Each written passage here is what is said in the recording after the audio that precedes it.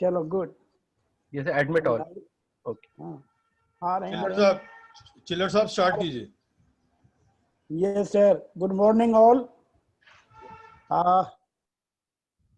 So we are now 58, 59. The people are coming very fast. We'll start the.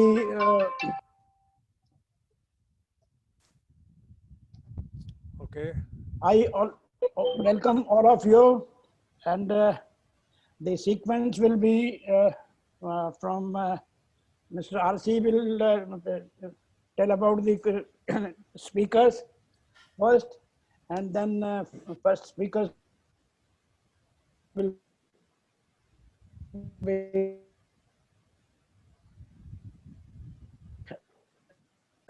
and third. Mr. Chiller, your voice is breaking. This is breaking, sir. I think I'll take over. Hanji. Okay, Chiller Sahab, I think your voice is breaking. I'll take over. Director Menenji. I'm taking it. I'm taking care of it. Now I'll start from the see after welcoming. Chiller Sahab, your voice is not breaking. Audio.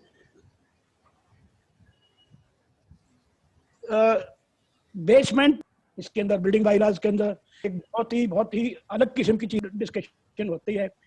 मैं काफी शहर की है बाहर घूमा हूँ मैं, और बेसमेंट मैंने बहुत देखे हैं. सब किस्म बेसमेंट जो ना बाहर के देशों में हर किस्म का काम बेसमेंट के अंदर हो जाता है, प्रोवाइडेड कि हम उसकी सेफ्टी जो है वो रिक्वायरमेंट पूरी करते हैं.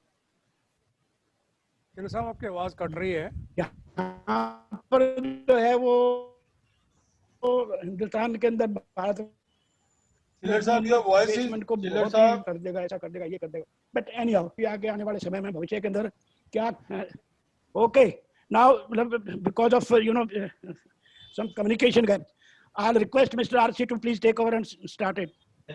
Okay. Thank you, Chiller Sahab. I welcome all the guests who are there on this program today, and I welcome all the speakers also. So we have got 3 speakers today on this subject of challenges in the basements and tenability risk. How we are going to use the basements, what's going to be the safety measures. So all 3 of them are going to speak to them. So first I'll request Professor Paul, who is a professor and head Department of Building Engineering and Management in School of Planning and Architecture, Delhi. So Mr.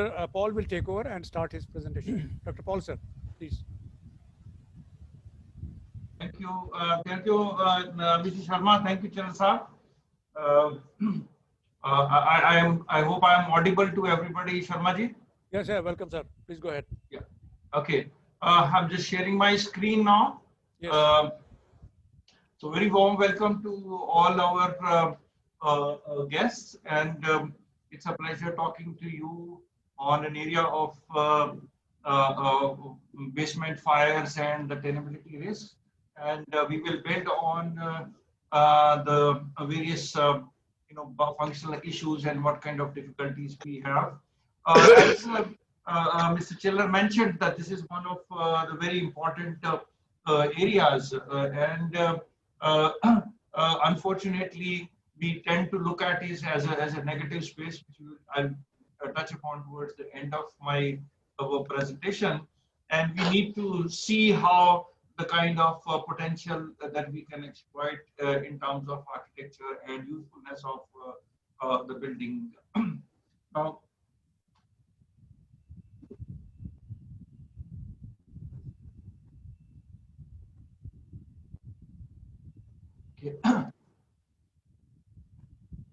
basement fires, it's one of the most difficult areas, and it's always a challenging and dangerous operation as compared to anything else, mainly because there are always a huge element of surprises that will happen because of the structural collapse.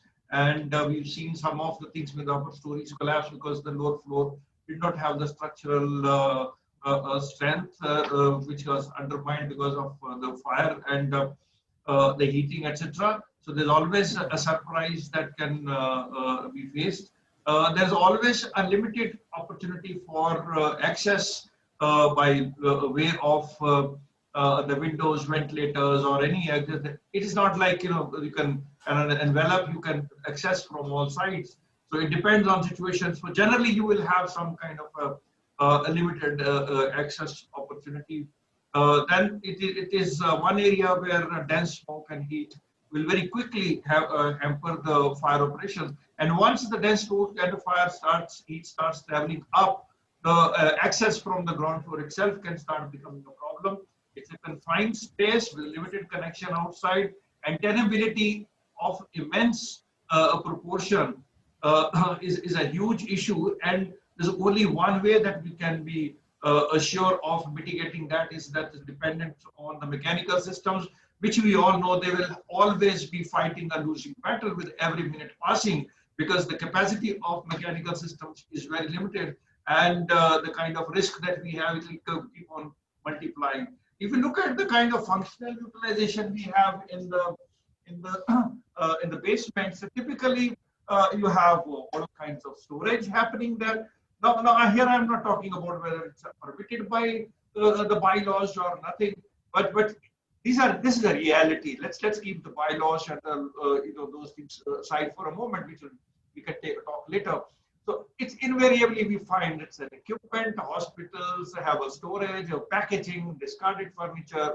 We have a huge areas on having allocated for the engineering services, kitchens, canteens.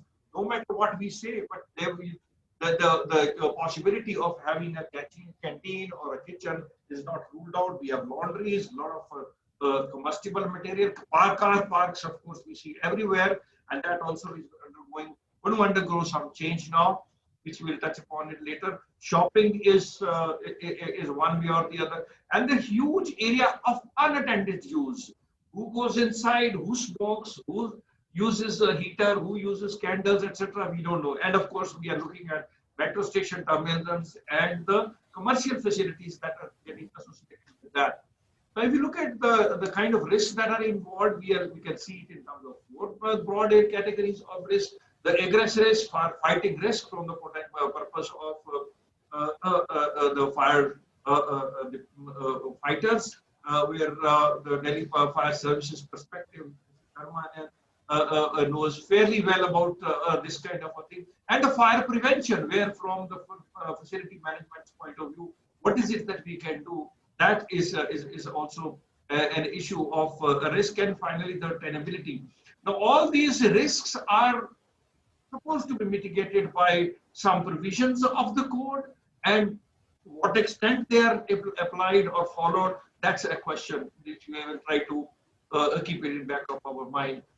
As far as the egress risk is concerned, we're all familiar. It's a rapid smoke which is spread in a very limited egress routes. Here, the number of options that you have, they will be always limited, and to get them disabled because of smoke, etc., is not a possibility that can be ruled out. Visibility impairment, it's a confined space. Visibility impairment is for sure going to happen, and it will lead to exponential rapid deterioration of optical density. So the moment the smoke starts, growing exponentially in a confined space, the optical density is going to have a problem. And again, if you remove the optical density to a level of acceptable, then the amount of smoke extraction required will also be in an exponential capacity that it can never be built into in the true sense to be safeguarded all the time. So there's a huge challenge there. Limited ventilation opportunity, and it will work both ways. It will aid the flashover, and it will also create a problem of smoldering or a ventilation control situation, wherein it is lead to the inefficient combustion and a lot of smoke can be produced. So limited ventilation can work in both ways here. So there is again, some uncertainty. You don't know what things will happen, and there is a very big area of reheat mechanism that will happen in a confined space, re-radiation, and that's where the structural integrity is going to create a problem. And backdraft and collapse are always a possibility from the firefighters' perspective, I'm sure my other colleagues will talk about this, always a dilemma of personal risk versus what is the gain that you're going to get, and how do you negotiate, to get inside and try to identify where the seat of fire is. What are the kind of priorities that you will have? Because there is a limited understanding that you can have. Low visibility will create a problem, and of course there will be a high long-term high health risk. And the basement is one area where firefighters suffer huge long-term health problems. We discussed that in one of our earlier webinars, where right from cancers to thermal exposure to somebody behaving in a very erratic way because your nervous system has been attacked, and you don't know why this fireman is behaving like that. So that kind of health risk also happens very commonly in these basement areas. In terms of fire prevention, that is related to the facilities management, good housekeeping, etc. There's always a challenge, and there's always a possibility of something not happening the way it is required to happen. And our basements, I would like to, even if I use a word that it's notorious for maintenance and having the right kind of use ensured there, there is always a issue. Flammable substances, diesel, gasoline stored there, it's very difficult to check, and somebody will find an opportunity to dump it there. Unattended use, as I mentioned, these are all preventive areas if we can do that. But the preventive areas where there is an access and it's a positive area where people are going is much easier as compared to a basement where getting access, etc., is not so easy.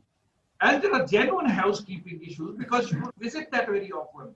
And to invest on housekeeping on day-to-day basis is also not so simple. So what the problem that it is raising is that there will be some fire alarm systems, life support system in terms of sprinklers or whatever system.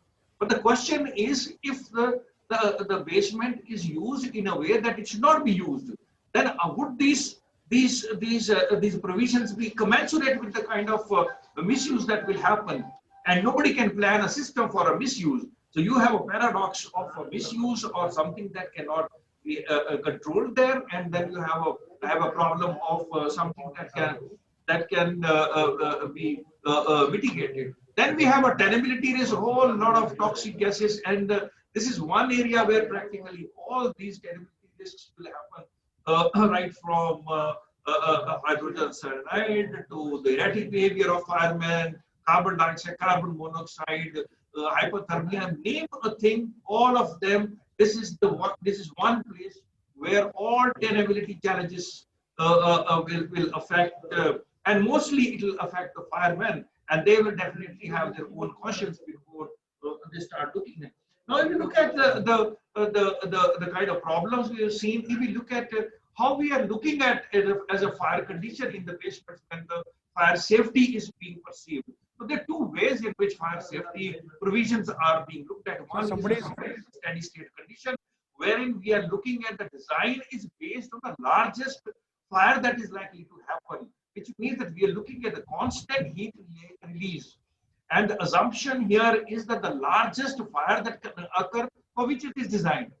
Now, in UK code, for example, I found that it says that design fire for a car parks is a steady state design. So you fix the amount of heat load that happens. On the other side, the reality is not a static, steady state condition. This reality is the reheat. Heat built up in the place, wherein it's a time dependent condition. Design is based on a predetermined time and how over a period of time smoke and the heat will expand. And the only way that you can do is visualize by CFD. And I know how CFD can be unreliable and how CFD can be complicated. And even if it is not done properly, it can lead to all kinds of wrong results. Now I just don't like to share here with the basement car parking practices. Normally, whatever we provide there is based on 35 square meter per ECS or something is the practice. And what do we find in the basements? There are basements sitting next to, it's like a attended car parking, one over the other, and and even in the ramps we have the parking. This is a reality. Whereas all the fire sprinkler system, fire protection systems that we are provided, they would look at fire safety requirement in terms of 35 square meter per ECS. That is the norm. Now, if you're going to shove in, limited number of cars and some attendant will, push the car away and, do parallel parking all over the place, are we not looking at the parking in a highly, enhanced risk? So if the risk of parking is on a higher side, what kind of smoke extraction, what kind of a sprinkler system are we talking about? Is it really the way? And if that is the way, can we really have a design of sprinkler system, etc., where we are expecting practically, you just go around in any of the metros. That's the way that the parking is being used. So if knowingly, unknowingly, we are accepting the reality, but we have overlooked what the codal provision, etc., or planning norms, etc., that we follow. So there is a paradox that we need to look at. A scenario like this, of course, is not ruled out in a basement. I mean, these are pictures from net. But this is a reality. You look at the basement fire on the top right-hand corner. It's a residential fire. It's a basement fire which happened somewhere in Ghaziabad. And look at the kind of smoke, and it's endangered the whole place. And we have this hospital fire where what happened to the hospital, it says that no casualty. Doesn't matter. What happened to the people here? All the patients are sitting outside. Are they supposed to be sitting here? What are the consequences? Really not having a casualty is not a consequence. We have a clinic in the basement, and look at the kind of thing. So is it not like any other use that is going on? We have a hospital in Ludhiana. We have another case. These are all live cases. There are this 13 people killed in this fire here. And there's a Trident Hotel basement in Mumbai, where the basement fire is the second floor. Then we had an incident where this is what I want you to understand. In the basement, we had a Tesla car. It was reported in somewhere in China. The Tesla car, which is an electric car, caught fire because in the basement because of some electrical system. So as we move from gasoline cars to electric cars, are we not going to look at the kind of the risk that will enhance? So that's definitely some other way to look at. We have underground metro stations, and of course it's a great opportunity that we see. Now they all have to happen, and here again we have multiple functions that are happening. Again, look at this, the kind of the travel distances norms, etc., that we're looking. Are these norms really commensurate with the kind of things that are happening? For example, it says here, that we have to evacuate within 5.5 minutes or 8 minutes, and there is some kind of a speed given, and that speed actually translates into 1 meter per second. Now, if the 1 meter per second speed, or vertical, whatever the staircase, etc., the speed that we are expecting, do we know that what are the assumptions here? The reality of metro stations is a reality here. It's a reality which is, and probably what on the top right hand side we see, that's the kind of our glorified way of looking at how these buildings are being used. Or the bottom picture which shows us this is how probably the use will happen. So there is something called a design occupant load, and there is a reality. This probably is on a higher side. Now, even if it reduces it to 50%, even if it reduces to 40%, can this 40% give me? Can this 40% give me 1 meter per second speed? Impossible, not at all possible. This is speed is a function of the occupant load density per square, how much space one per square person requires, and 1 meter per 1 meter per second would require something like over 1.2 square meter per person, which means 1 meter by 1 meter, more than that much of a space. So are we looking at that kind of a reality on the areas? So therefore, my submission is that we need to look at the realistic assumptions and look at these kind of things in a more simpler way.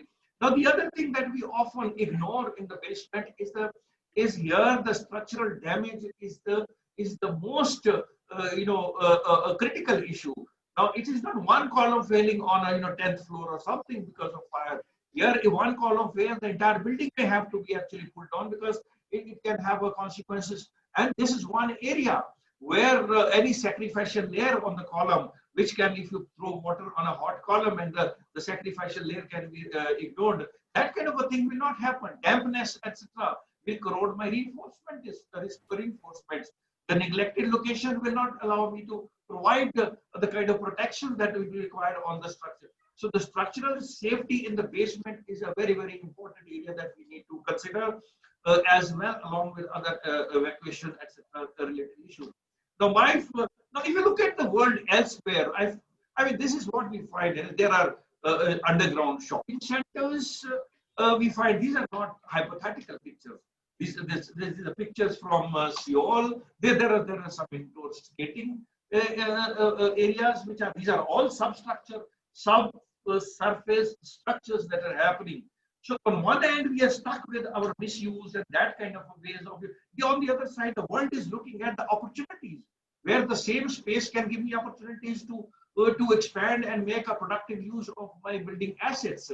And if you look at the way people, this is very interesting, a paper I found somewhere in the, I don't know whether it was built. Somebody is looking at upside down building. Why not? And we have a lot of these, similar maybe thermal power, the hydropower stations where the cavern and the control structures are maybe half a kilometer below the ground. So all these possibilities exist, provided we look at these things, basements, in a more responsible way. See, in a way that the safety can be ensured.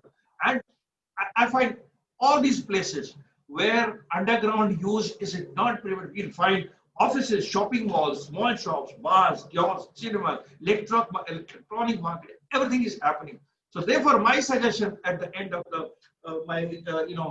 sharing this idea is we need to make these basements more safe, more usable, more productive for our economic value of the building. Therefore, the travel distances, the kind of distances people can travel, staircase, they need to be revisited. Currently, I find the same norms as exist for the superstructure are being applied. That's probably not correct. We need to relook at that, tweak it so that actually more opportunities can be created. That seemingly normal codes have been applied. Basements actually are safe. If we can make a 30th floor, 50th floor safe, making a basement safe is an opportunity which we are missing on. And we need to look at it not as a negative list of exclusions. Agreed. But if there are opportunities, why we should deny that? And that's where the basement fire safety, to make it safe, is very important.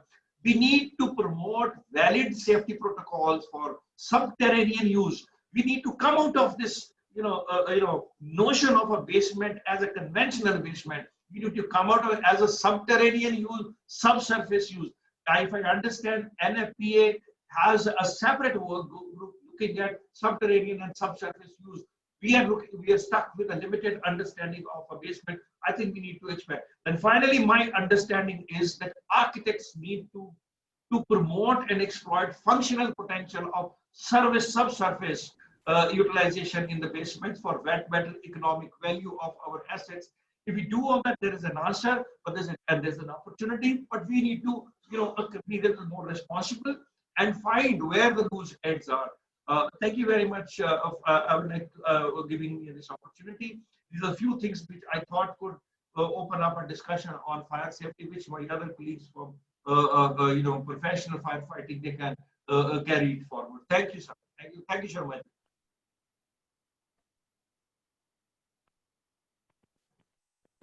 Thank you, Dr. Paul. We had the thought from the person who is dealing with the architecture part of it, School of Planning and Architecture. And now we're going to have the next person who's going to be an operational man. we're going to have Mr. Malik, Division Officer, Delhi Fire Service. So he'll have his perspective shared with you regarding what is required and what is the situation nowadays and what he feels should be there. So over to Mr. Malik, you can go ahead with your presentation.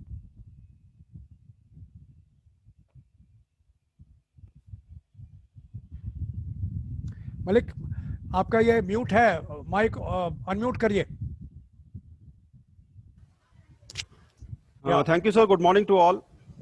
morning, My go ahead. presentation or my talk will cover basically this topic on 3 parts. First part, I will discuss about tenability, how much we understand about tenability and what are the data we have with us. And the second topic will be to cover what are our approaches to deal with the tenability in basements. And the third, I will discuss my practical experiences or the challenges faced during the basement accidents of firefighting. So what does tenability says? What is tenability? It says to provide a safe environment for occupants during a fire from the dangerous effect of fire and its products. To exposure a tenable means of egress with a acceptable level of safety. Now, this acceptable level of safety is nowhere defined. Any exposure does not significantly prevent the safe escape if required without experiencing or developing serious health effects. So what are the significant exposure? What is acceptable level of safety? I go through most of the codes, not even only NBC, NFPA and other international codes, and find out that these issues are not addressed anywhere in any code. If you look, you will find out that NFPA 92A and 92B, they basically deals in smoke management system. But the tenability limits, what is acceptable level of safety, is also not defined there.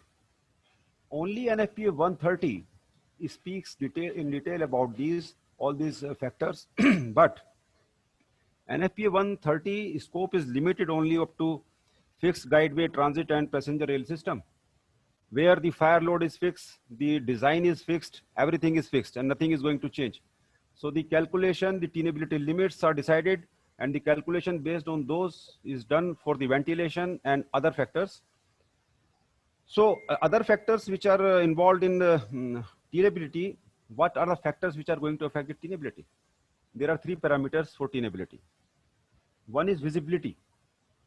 How much visibility you have during a basement fire or an underground structure fire. So no other code speaks, but NFPA 130 says that 30 meters obscursion in the obscursion situation, 30 meter you should be, the exit sign should be visible to you. And the door, exit door shall be visible to you up to 10 meters. So this is the obscursion data which all over worldwide codes I have. Now then familiarity, behavior or emotional aspect will affect the tenability. Yes, it will affect, but there is no research or data on this. However, some research are carried out and they found out that in familiar conditions, only 4 meter visibility is required. But in unfamiliar conditions, minimum 13 meter visibility is required. Is the size is going to affect? If the configuration of a basement is going to affect the tenability condition or the visibility criteria, yes, that will affect. For small compartments, 5 meter visibility will be sufficient, but for large basements, 10 meter visibility is required. This data I am telling you is not basically in any code, but these are some research work done in different countries with respect to tenability conditions. Then come temperature, how it is going to affect. There are a lot of factors like you can have hyperthermia, you can have body surface burns, you can have respiratory tract burns. Some work is done on this, but not up to the mark. I cannot say this is the perfect data, we can go for it.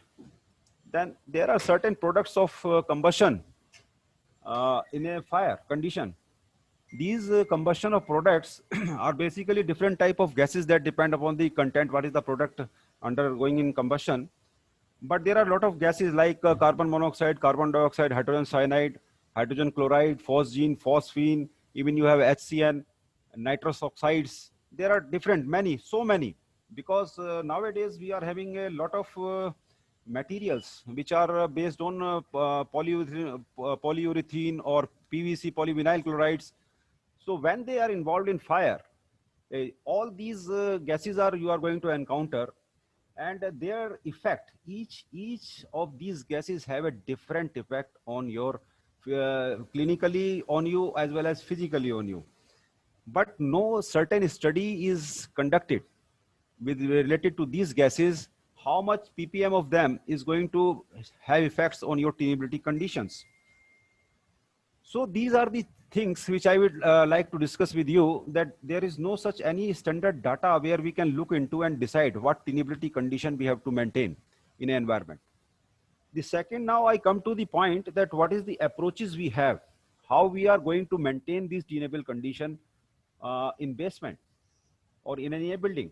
Basically, there are two approaches all over worldwide. The first approach is to use of pressurization. You can pressurize, you can protect your means of egresses to ensure that smoke or these other products of the fire does not enter in your egress route. That practice is mainly supported by NFPA.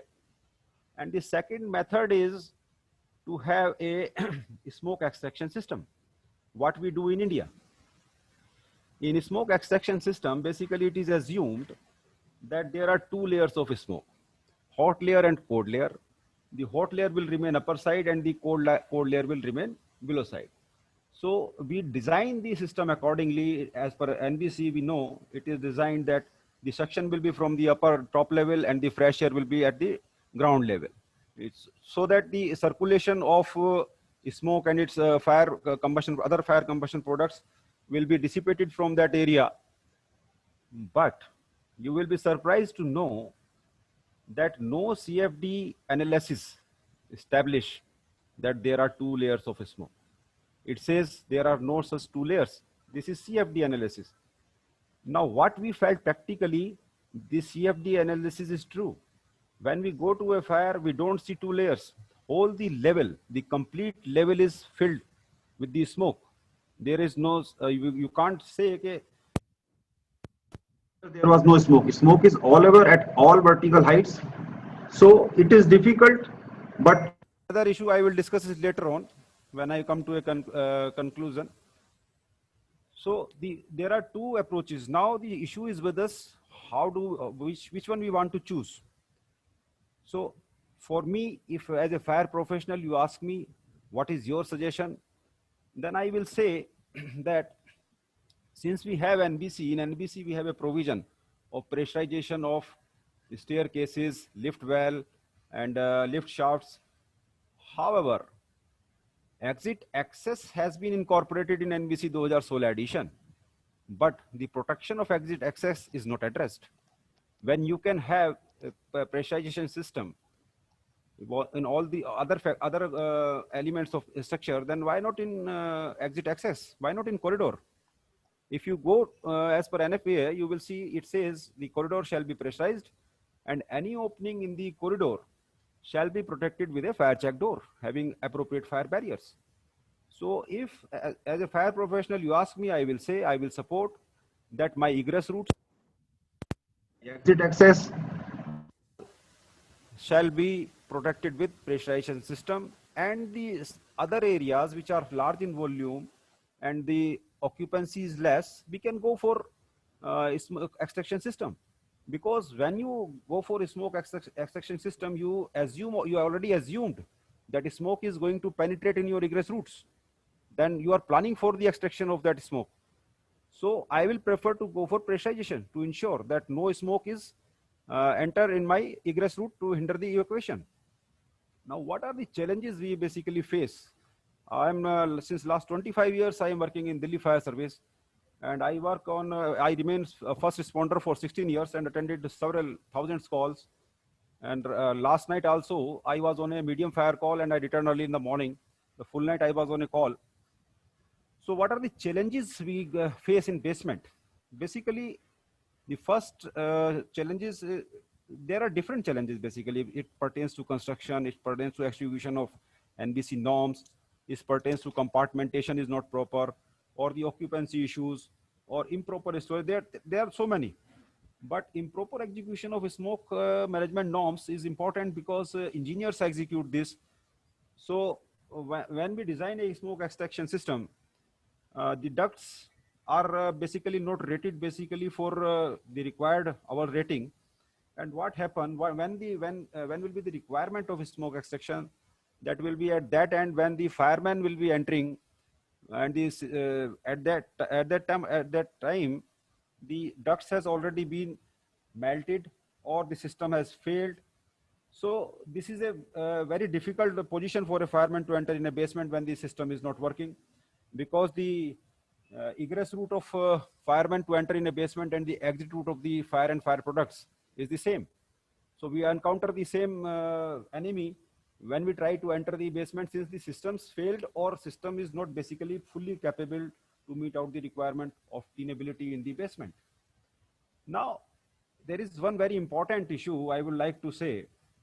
Earlier, there was a provision to having a 30-year changes for basement having a compartment size of 750 meters square.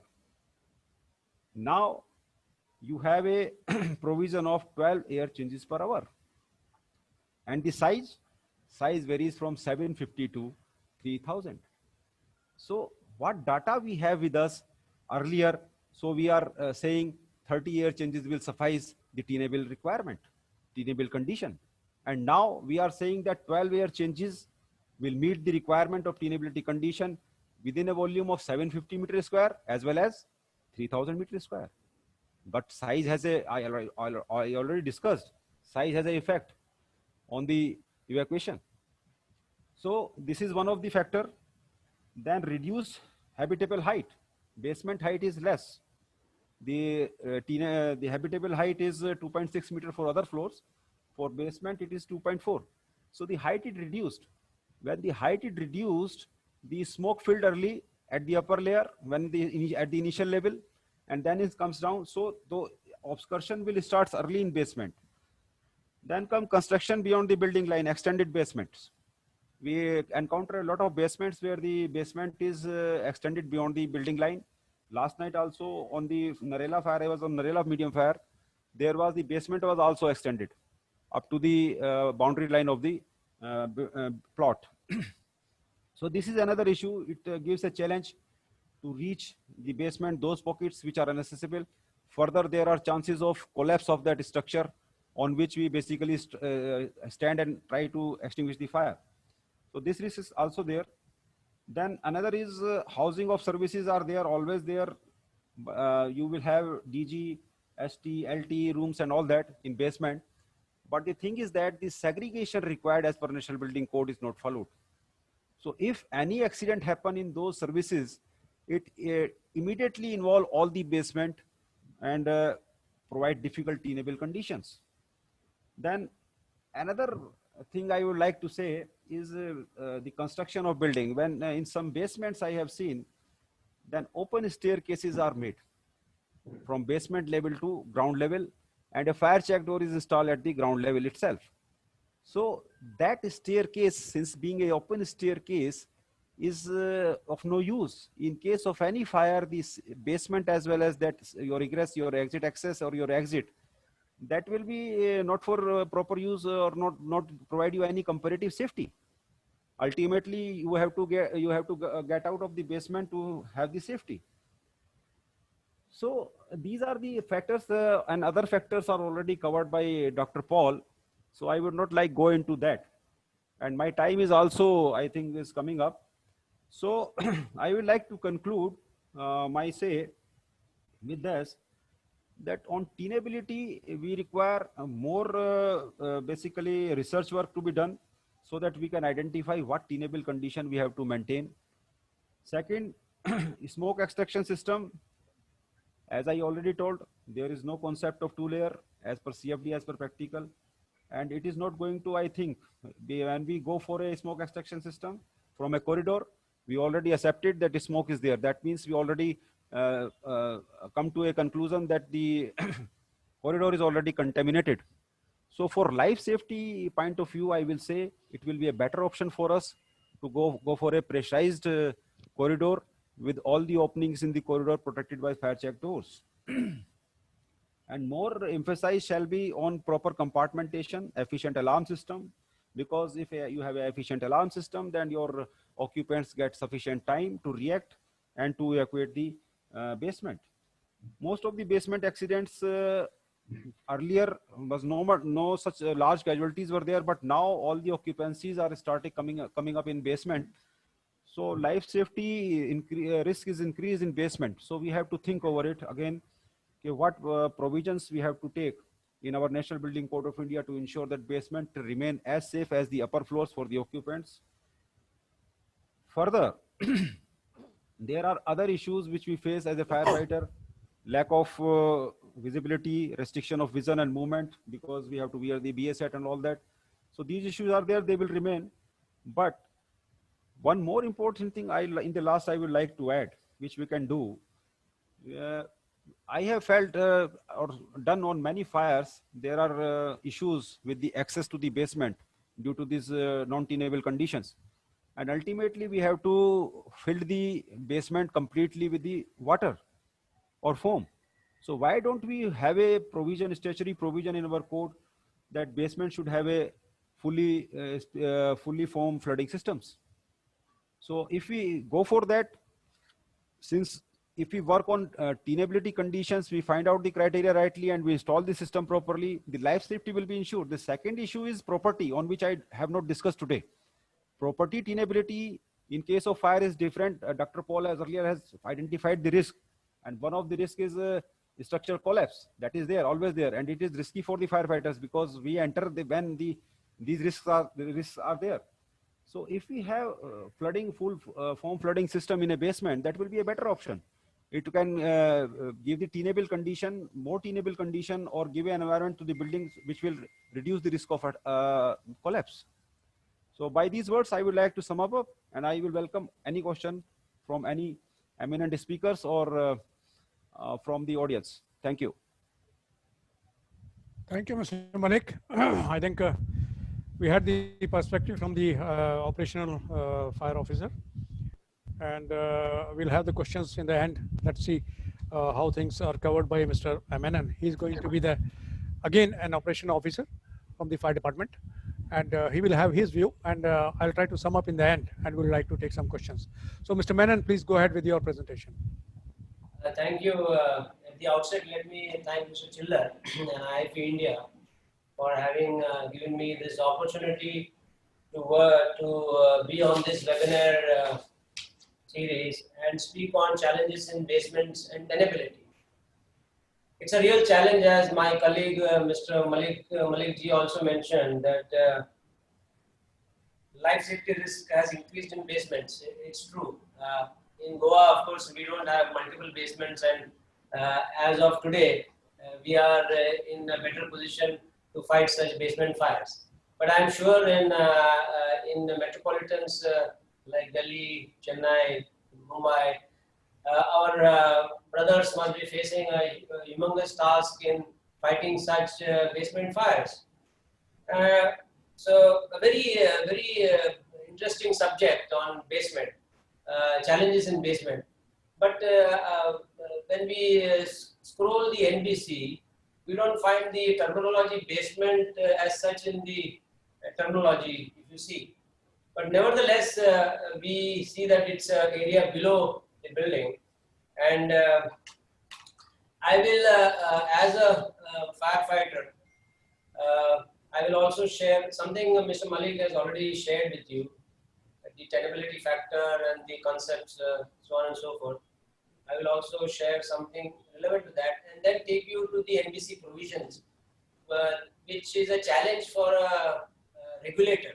How the NBC provisions are a challenge, where sometimes these are performance, these are engineering based, and then we need to, as a regulator, we need to approve such engineering challenges, and we need to actually approve the engineering aspects when we are actually visually checking the systems, the smoke management system. So that becomes a challenge of what I see through my eyes, and of course regulating the code of practice of the National Building Code, fire and life safety aspect.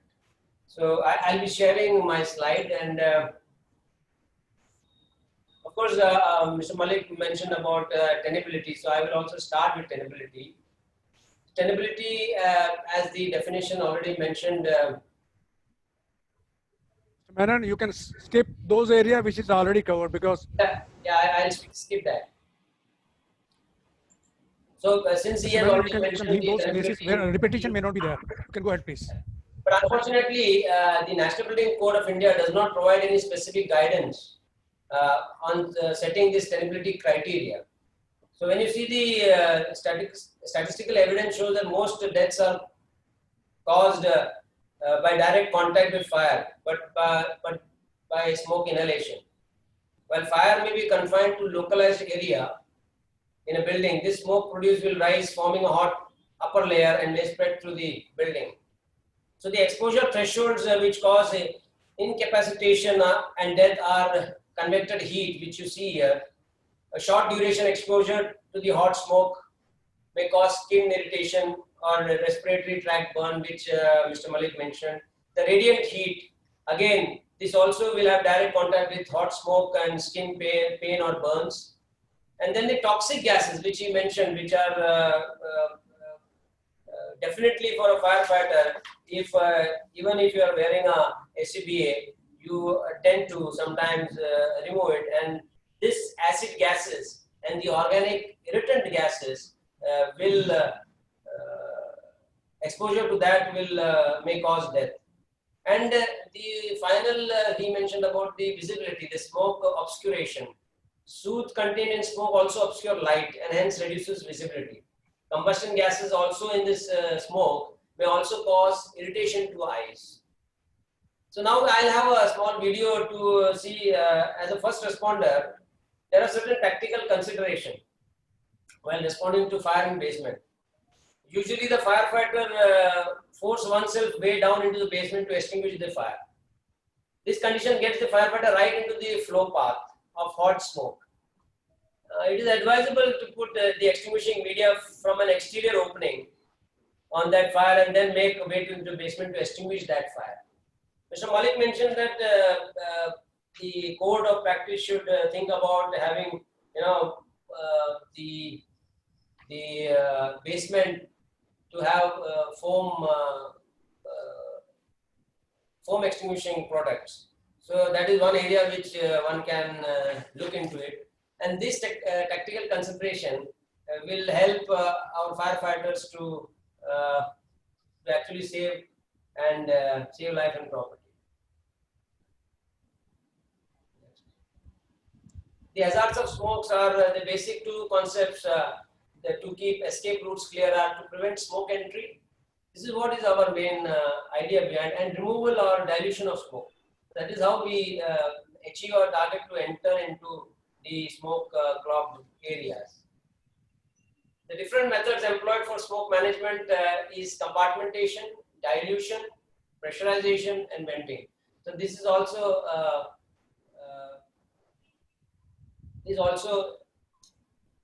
has been mentioned by Mr. Malik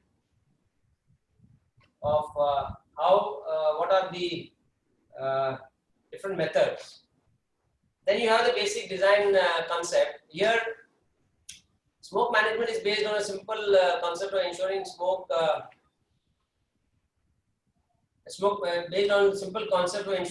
does not enter or non-affected fire area and exhaust it from the affected area. So this is our challenge that we should not allow it to enter as a regulator, and the other smoke should not allow them to come into the affected area. Here, these air changes, which he mentioned about 30 air changes which we had earlier, now it is 12 air changes, where the fresh air inlet and the smoke outlet will ensure a safe working condition. So this air changes, that is a challenge for a regulator. How do we check whether it is 12 air changes or something to do with the changes? So this is one area. The smoke control system design objective should be, which is there on the screen, inhibit smoke from entering stairwells, smoke refuge areas. These are the places where you have the occupants standing in the case of any fire. Inhibit the migration of smoke from the event zone. So these are the points which I thought would be useful for design from the design prospect objectives. Now I will be just talking about the provisions of the basement as per the NBC. So these provisions are given in clause 4 of fire safety of the National Building Code of India, Fire and Life Safety. So when you go through certain areas of the clause, for example 4.2.19, basements having incidental occupancies, many as fire burns in such thing, it generates energy as well as products of combustion. The products of combustion include toxic gases depending upon the fuel as well as solids such as soot or liquids. Collectively, this mixture is called smoke. So we are actually trying to protect ourselves and save life and property from smoke. So 4.6.2, this aspect as a regulator, we have to ensure implementation of smoke management system. We refer to the prescribed clause 4.6.2 and ensure smoke exhaust and pressurization systems. Now the challenge to the regulator is to ensure that during visual inspection, every aspect of the clause is verified and then approved. Clause of NBC of these clauses. So the first thing I thought about is the vents should have a cross-sectional area. There should be vents not less than 2.5% of the floor area. So that in the drawings it can be achieved, and we'll have to see it visually that these are achieved in principle in the basements as well. Then comes the aspects of 12 air changes. Mechanical ventilation shall be designed to permit 12 air changes per hour. Now, these aspects is achieved by engineering calculation, as we all know, and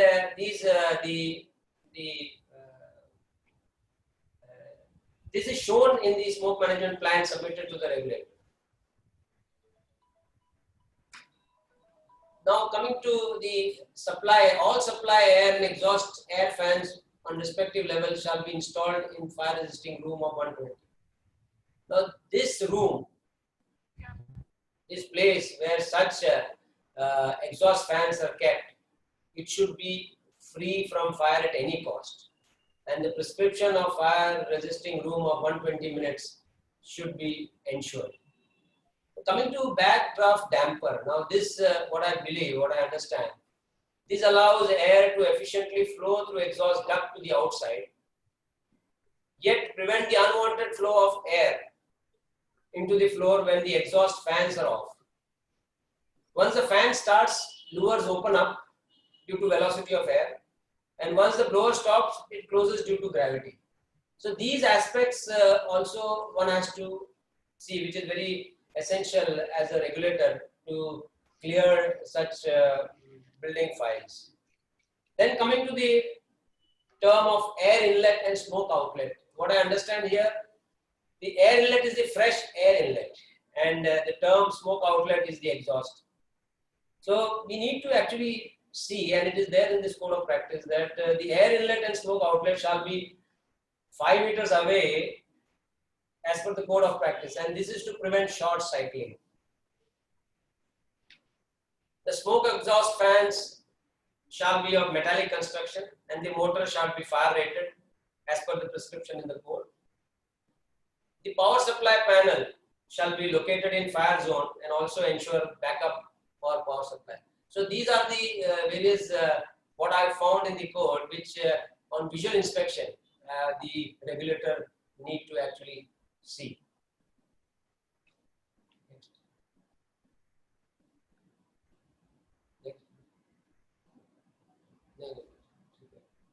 On visual inspection, verify and confirm the airflow calculation, the design value based on CFD analysis, which Mr. Malik also mentioned, and conduct airflow test of the blower fans using NABL accredited anemometer. Confirmed to confirm the calculated fresh air flow value for maximum carbon monoxide and 12 number of air changes. Review fan documents. These documents need to be reviewed if you want to have, you want to understand that they will withstand that 250 degrees Celsius for 120 minutes. The schematic diagram for smoke extraction fan location should be there. Confirm whether the backup power supply to the smoke extraction control panel is provided. This is another area where we should know. Otherwise, in the event of any eventuality, you will find that the electricity is switched off and then you don't have a backup. So this is one area we need to see. And the duct provision for exhausting the contaminated air to remote location, 6 meters from ground level and away from human occupation and access. That should also be taken care. All cables terminating to the control panel and extraction fan should be through cable glands and shall be fire rated. This also can be taken up as a certification from the owner. And in conclusion, I would say that a lot is being spoken about performance-based design and CFD smoke modeling, system for predicting smoke movement in complex enclosed spaces. The truth is that the same could be planned only for complex buildings. But if you take up for all buildings, it will be very expensive affair. But the probably would be the way forward to the design of the life and fire safety designs in our buildings. The intent is to know the exact requirements of prescriptive design. And we as members of the fire and life safety fraternity are able to incorporate the details of prescriptive design intent in our codes, handbooks. And as a designer, they have a commitment to ensure compliance with the design code requirements.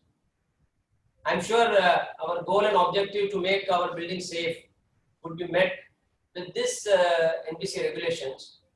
And I thank the organizer for having me here on this webinar series. Thank you so much.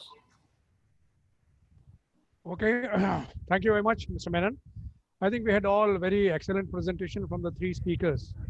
And the time is, I think we are already into the last 5 minutes. Do we have, I was told that one Mr. Another Gupta is going to be there. But is it possible now, Mr. Chiller?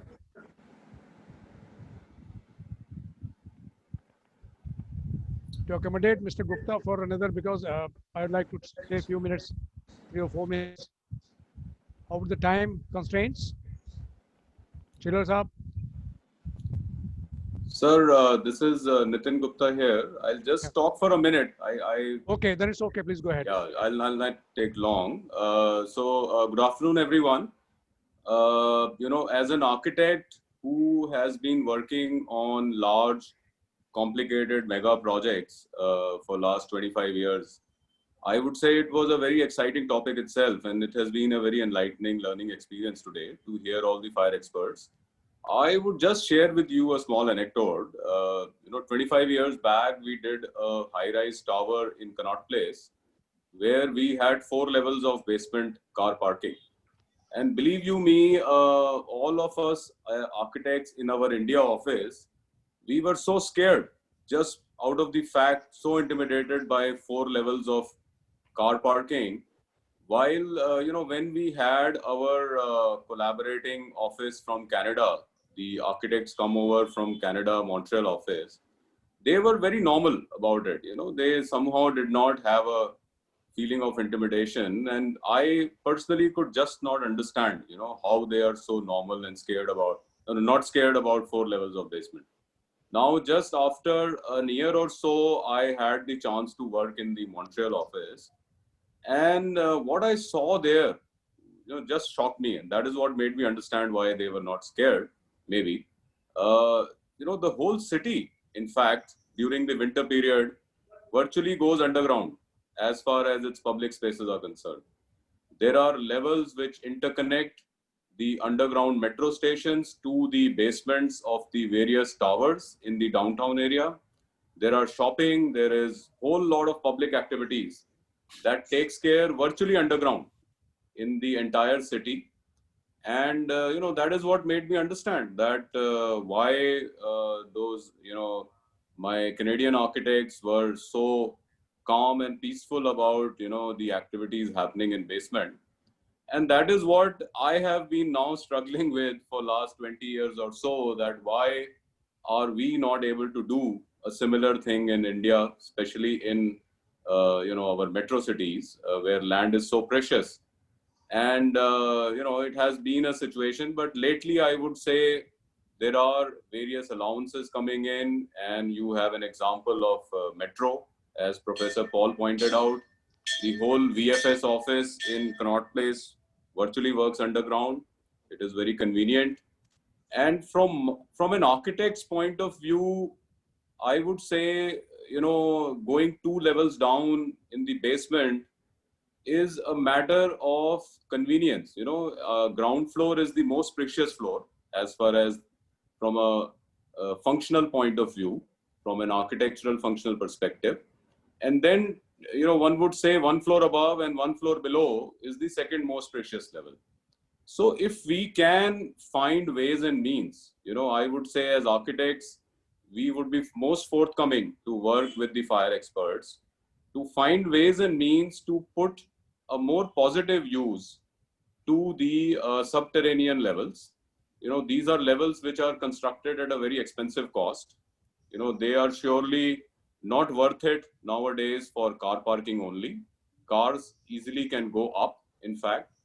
And so these levels, if they could be exploited more, for more functional uses, for more activities which require a prompt walkability, which you can quickly go up and down and negotiate easily without having to go into elevators, they are more welcome, I would say, whether it is for public activities or shopping. But I do understand that it is an automatic challenge, and from a perspective and from a perception point of view. So I would really welcome if somehow we can collaborate and come out with measures to make basements more safe and more open to various architectural users. Thank you very much. Okay, thank you, Mr. Gupta. I think we do have very less time to sum up, but I'll just like to go through that. So we had excellent presentation view from everybody, depending upon their experiences.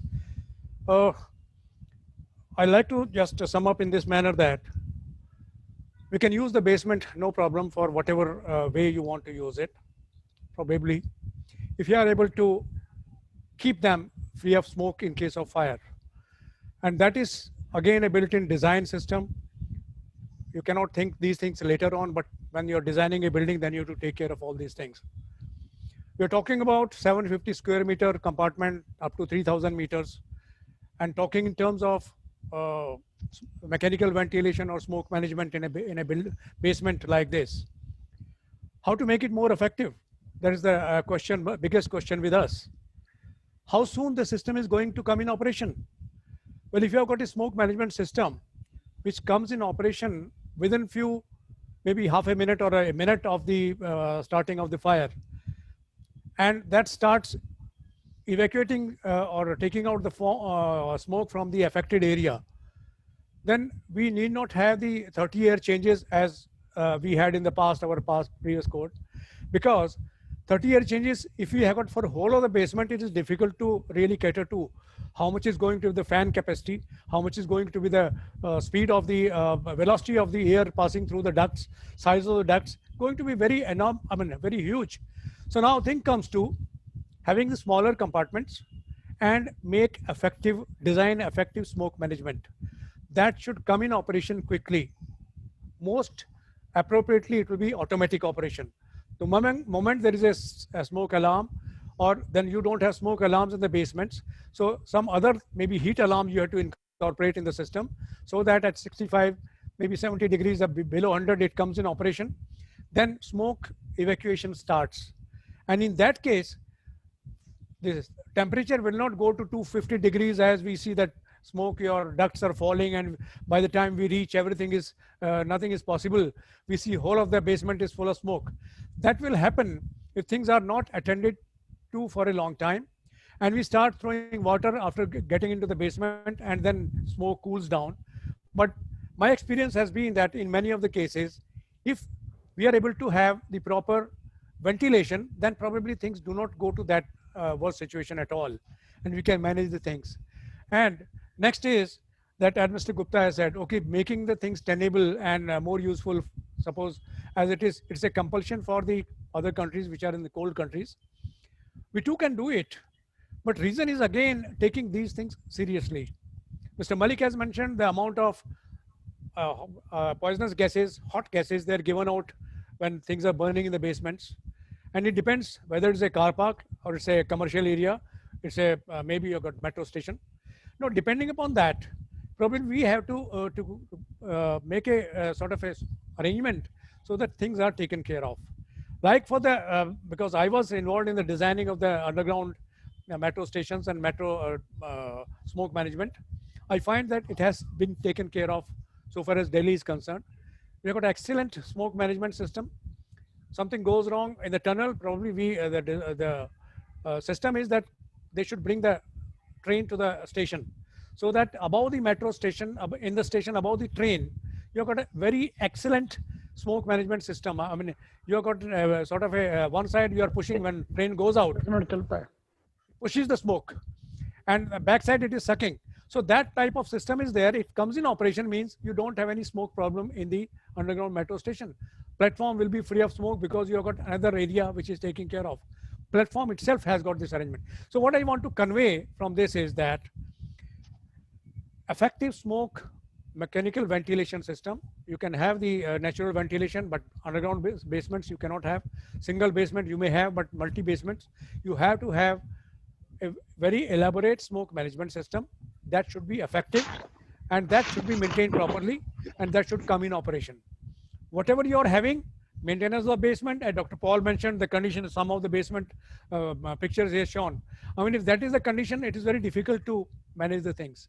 So maintenance, using the basement for the purpose it is required, and probably on the top of it, I mean, doing things sincerely. If we are planning something to function in a way, it should function in that way. I think that is the only thing which, because time constraints are there, I can say, Mr. Taylor, that the time is already over. So I think, is there any way of taking questions? One question I saw it, somebody said that compartmentation, that was, why government cannot take care of this? Local government are not looking for the basement requirement of for the basement. Well, government rule regulations are there. So we have to follow those things. We have to provide that they should come in operation in case something goes wrong. So I think what Chiller Saab? I think it was a nice talk by all speakers, and the viewers must be satisfied with us. I request everyone to please send some comments, and they can propose us some new subjects if possible for the next webinar, and we'll try. See, the government is taking most of the things, and the rules are being framed by the government. Now, as far as we understand, the basement starters with the cellularite thing, a very small type of thing under the residential accommodation. Pardon? No. Yes, please. Okay. Any Chandra Sethi ji? Yeah, Mr. Sethi. Anything, Mr. Sethi? Okay then. I think the time is over, and we'll talk next time. We'll take up the next subject after 10-15 days. We'll come back to you. For up to that, goodbye. Thank you very much.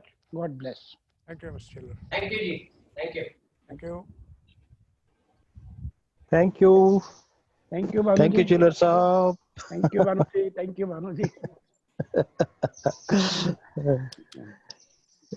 Right.